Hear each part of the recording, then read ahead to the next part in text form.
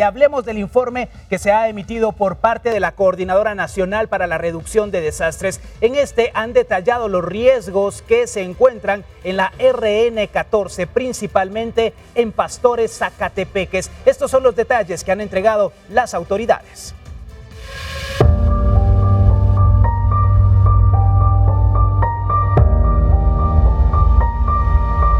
Estamos ubicados sobre el kilómetro 65.7 de la Ruta Nacional 14 o RN14, que en este momento se está convirtiendo en la ruta alterna con dirección al sur tras el cierre de la autopista Palín-Escuintla sobre el kilómetro 44.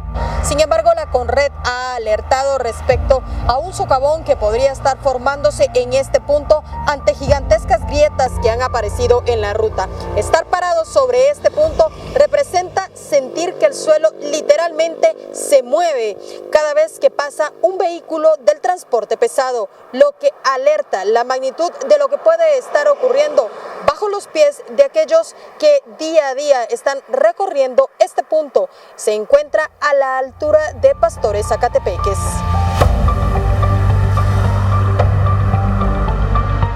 La grieta podría ser la antesala a un socavón. Se estima que en la ruta circulan a diario aproximadamente 10.000 vehículos. Conred realizó la visita de campo para identificar el área en riesgo, donde se pudo constatar las vibraciones cuando pasan los vehículos. Los dos lados de la ruta son propiedad privada, identificada como Finca Café Pastores. Hasta el momento se desconoce si existe alguna transversal o tubería de escorrentías pluviales que hayan colapsado. Personal de Conred indicó que dicha información ya ha sido remitida a la Dirección General de Caminos y a la Unidad Ejecutora de Conservación Vial del Ministerio de Comunicaciones, Infraestructura y Vivienda para que hagan los estudios técnicos. En un recorrido que hicimos en Guatevisión se constató que en la cinta asfáltica no solo se ha formado la grieta, esta ya es una grada donde los vehículos topan constantemente.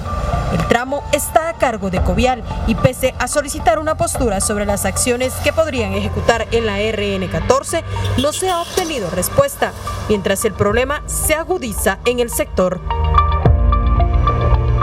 Con imágenes de Oscar Vázquez, reportó Andrea Domínguez.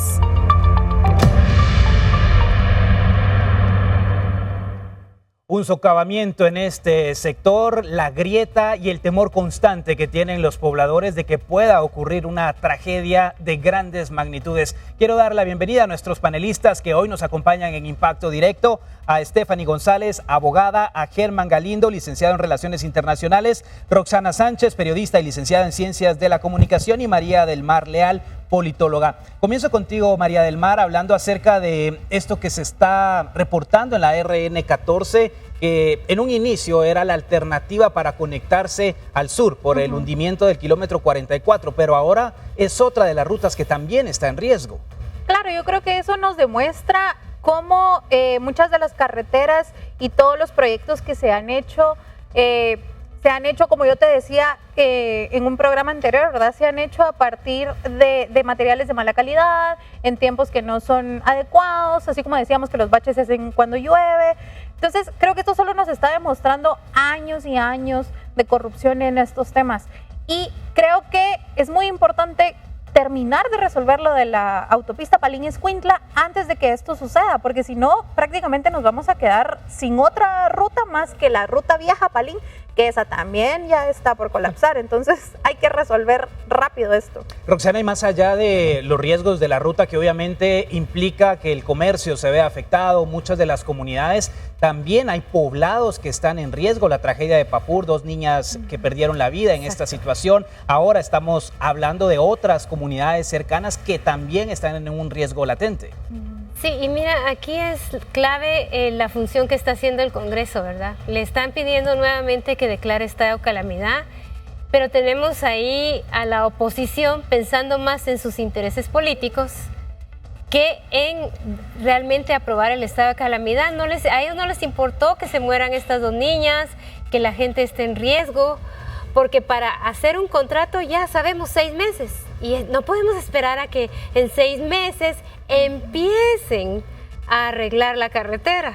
Se necesita que eso suceda ya.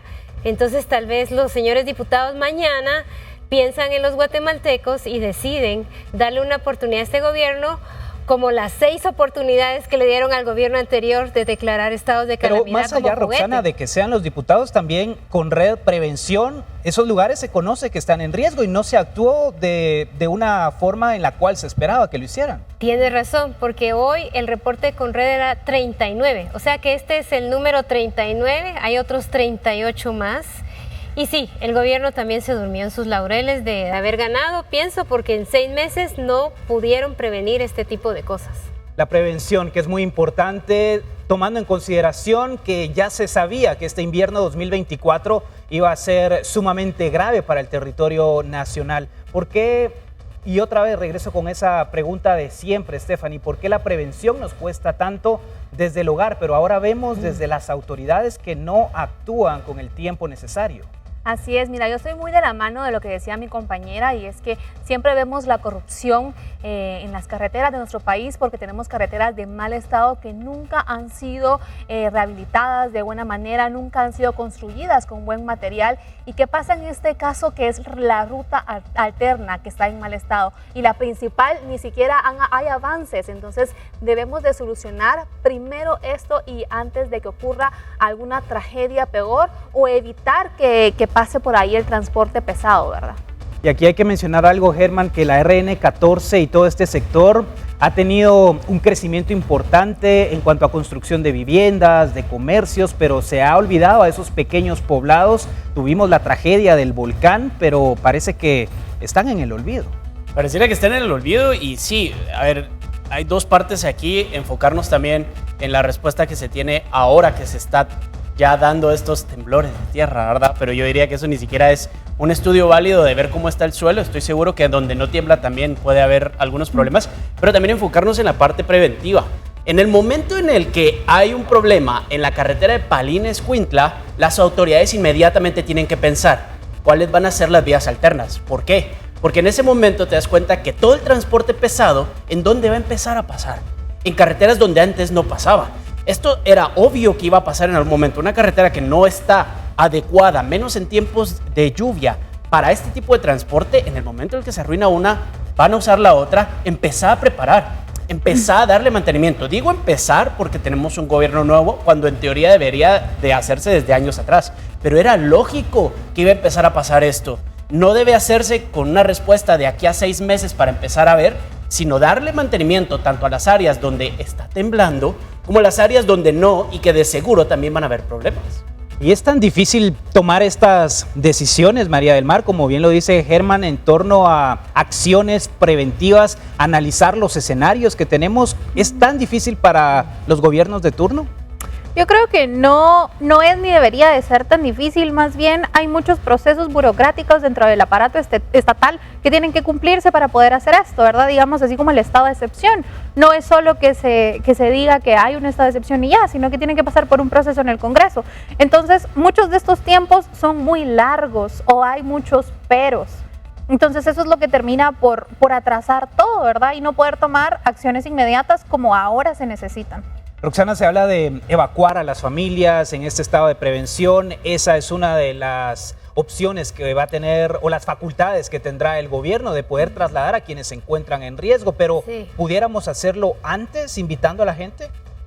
Ese también, aquí comparto la opinión de nuestra abogada aquí. Es un proceso largo porque la gente no quiere irse.